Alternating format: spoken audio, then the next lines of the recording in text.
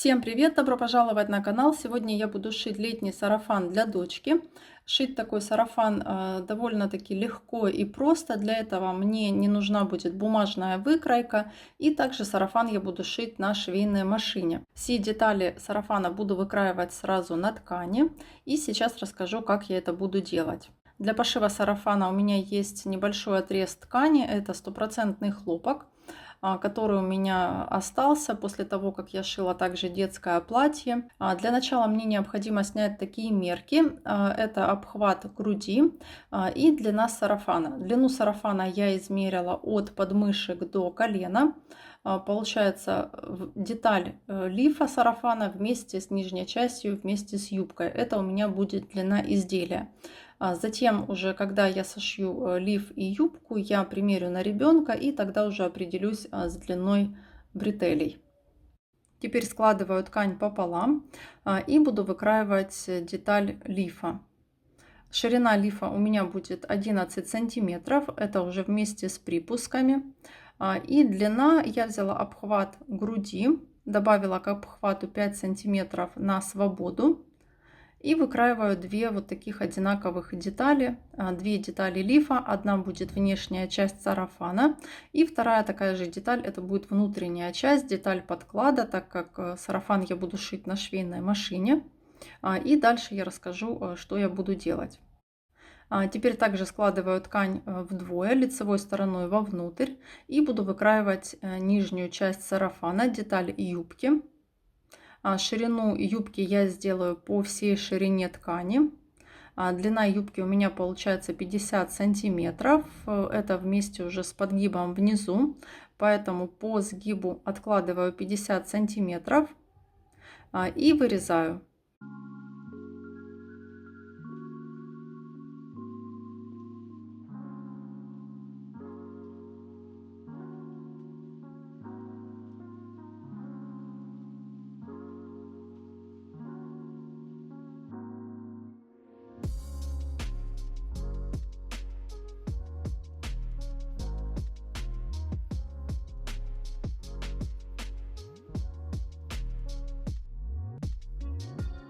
Теперь из оставшейся ткани выкраиваю детали крылышек и детали бретелей. Детали крылышек сделаю по всей длине остатка ткани. Ширина крылышек у меня получается 11 сантиметров. Это деталь заготовки. Сразу также вырезаю детали бретелей. Ширина бретелей у меня получается 8 сантиметров. И, как я уже сказала, я сделаю приблизительную длину и затем уже откорректирую ее на примерке.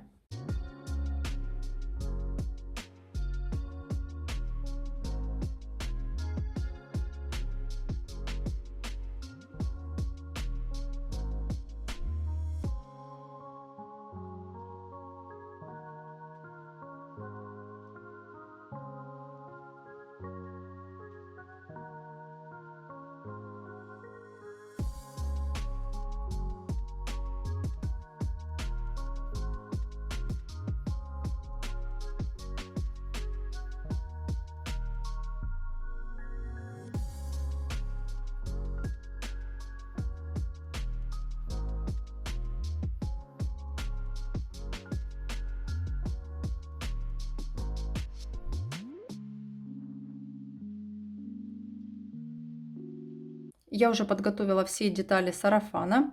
У меня получается одна деталь юбки, нижняя часть сарафана, две детали лифа, получается внешняя и внутренняя деталь подклада, две детали крылышек и две детали бретелей.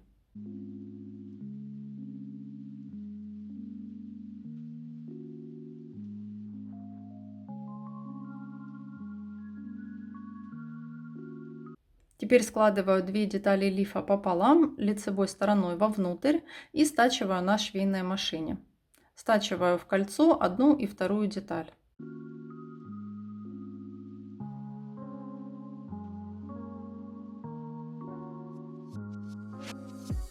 Теперь беру детали юбки, складываю пополам, изнаночной стороной вовнутрь. Уравниваю срез, скалываю булавками и буду шить двойным швом. Стачиваю, получается, сначала по лицевой стороне, стачиваю на швейной машине. Теперь подрезаю припуск. Также необходимо приутюжить шов. Выворачиваю на изнаночную сторону. Вот так. И еще раз прокладываю строчку на ширину лапки. И таким способом, получается, срез останется внутри и его не будет видно.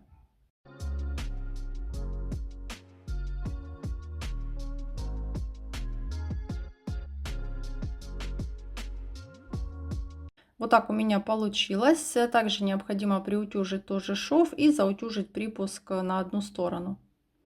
Теперь сверху на детали юбки прокладываю строчку, не делая закрепок, для того, чтобы стянуть юбку просто на нитку. Прокладываю строчку по всей окружности, по верхнему срезу. Теперь стягиваю юбку на нитку до окружности нижнего среза лифа. Теперь беру 2 детали лифа. На лифе я также приутюжила шов и разутюжила припуски в разные стороны. Теперь вкладываю деталь юбки между 2 деталями лифа, лицом к лицу, вкладываю вовнутрь и скалываю булавками по срезу. Вкладываю, получается, деталь юбки между 2 деталями лифа. С одной стороны, получается, лиф вместе с юбкой будет лицом к лицу, с лицевой стороны, и с изнаночной стороны, получается, будет изнаночная сторона юбки и лицевая сторона лифа.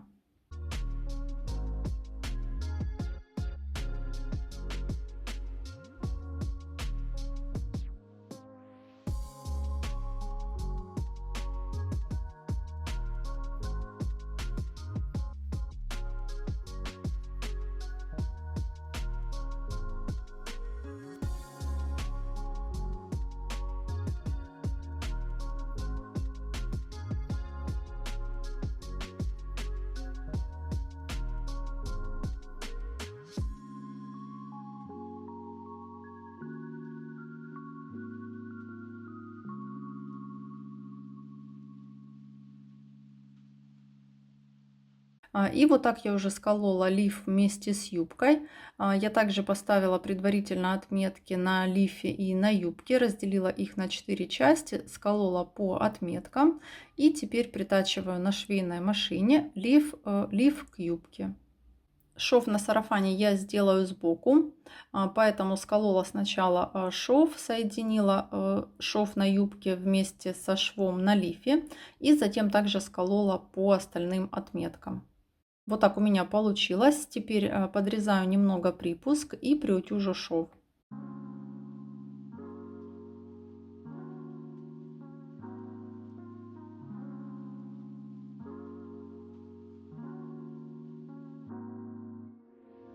Теперь я могу примерить сарафан на Сашу и уже определиться с длиной бретелей. Я приколола бретельки и отметила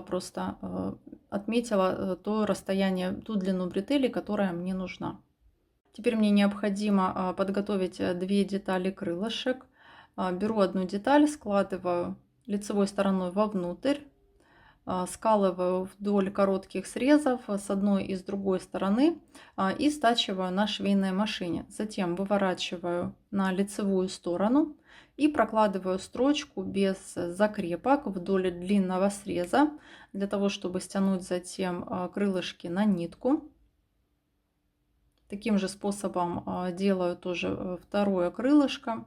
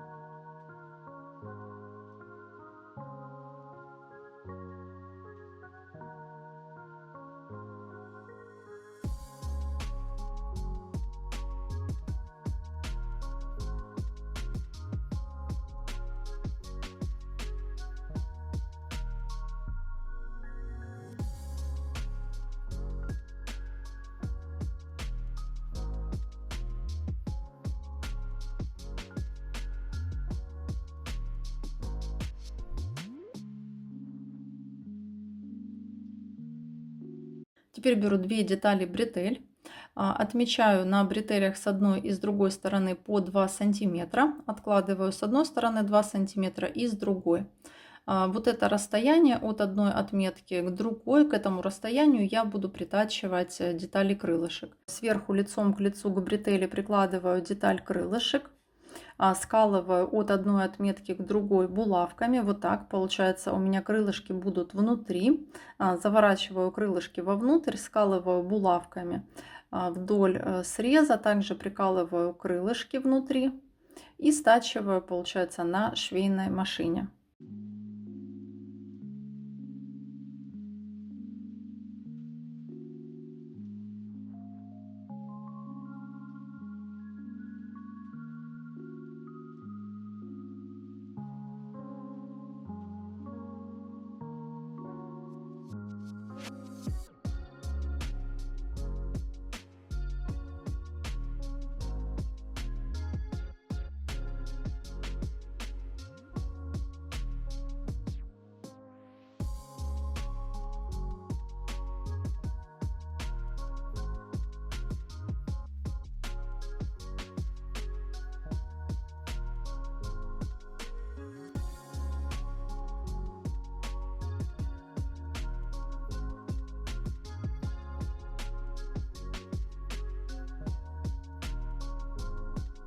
Теперь выворачиваю на лицевую сторону. И вот так у меня получилось. Теперь необходимо также приутюжить бретели вместе с крылышками.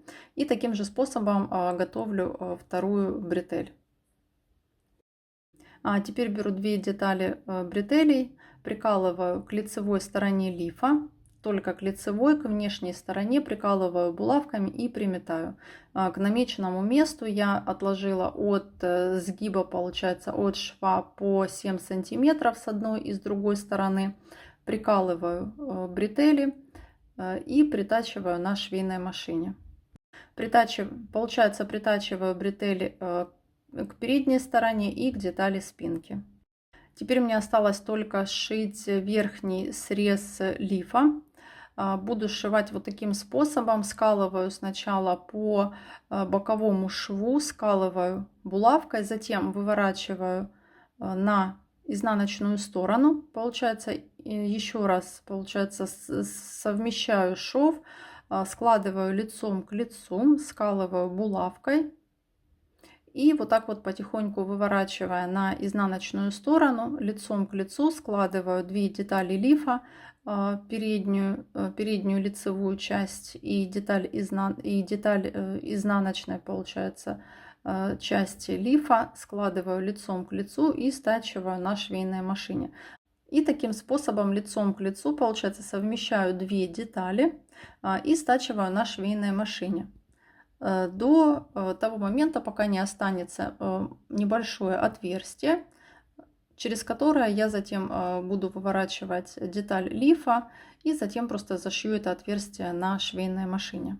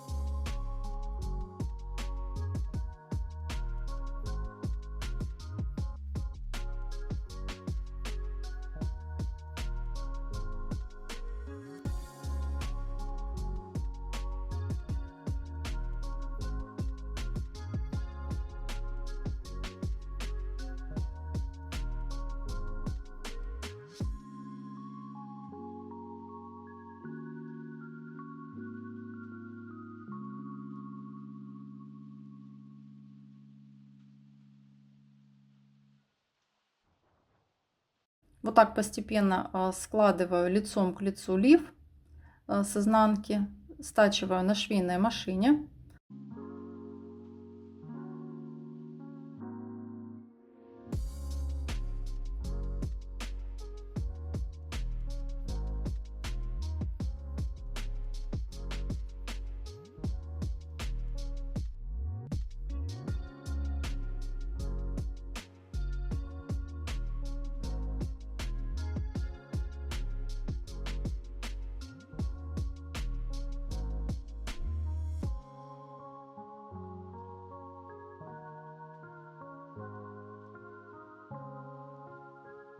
Вот так у меня получилось. Теперь выворачиваю на лицевую сторону лиф. У меня осталось небольшое отверстие. Теперь приутюжу лиф, также подгибаю вовнутрь припуск и стачиваю оставшиеся отверстия на швейной машине. Теперь мне осталось только подшить низ платья. Подгибаю вовнутрь сначала на 1 сантиметр, приутюжу и затем еще раз подгибаю на 4 сантиметра. Вот так у меня получилось. Теперь прокладываю строчку, подшиваю, получается, вовнутрь и подшиваю на швейной машине на расстоянии 2 мм от сгиба. И вот такой получился у меня сарафан. Я его уже отутюжила. Как вы видите, все срезы остались внутри. Можно сшить без проблем на швейной машине, если у вас нет оверлока. Также, если у вас остались еще какие-то вопросы, пишите, я обязательно на них отвечу. Я надеюсь, что это видео было вам полезным. Если это так, ставьте палец вверх, буду вам очень благодарна. Если вам понравился также наш сарафан, подписывайтесь на канал. Жмите на колокольчик, чтобы не пропустить новое видео. На этом все. Я с вами прощаюсь. Всем пока. И я сейчас примерю сарафан на Сашу.